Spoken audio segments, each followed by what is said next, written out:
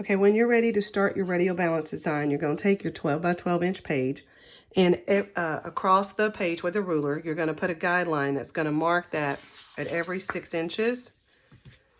Make them light because you want to be able to erase them if necessary, and you don't want them to show through your work. When you get all 4 of those done, you're going to take your ruler and you're going to connect them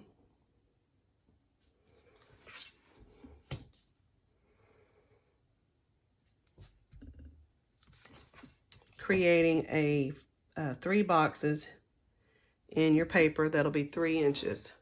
So I'll make mine a little darker so you can see it, but you're going to want your lines to be light as you connect them. Then hold your ruler in the middle to keep it straight.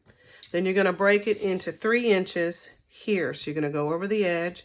You're going to put a mark for 3 inches on that corner and 3 inches on this edge. And then you're going to use those as a guideline. So you have 3 inches and 3 inches. And then you're going to put your ruler on that guideline, go into the center, and lightly divide your page into 3 different pie shapes. And you're going to do that for all 3 of your remaining squares. Put your ruler on the edge of the paper and divide that into 3 sections.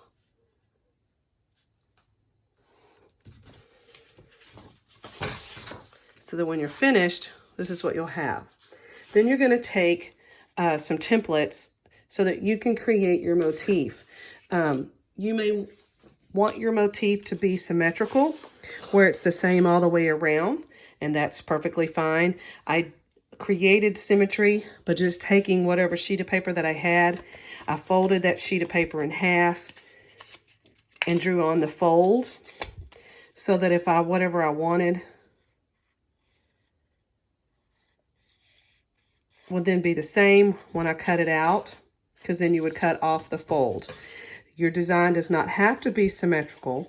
It can be asymmetrical, and you can just draw whatever you want, and then we'll transfer that into your spaces. You have to have that same motif repeated 12 times because there's 12 different colors on the color wheel that we're going to be using. So if you want a symmetrical design, just fold a sheet of paper in half and practice that. Otherwise, you will just draw your design, whatever you want that design to be, and then we'll transfer it into each of those sections on here.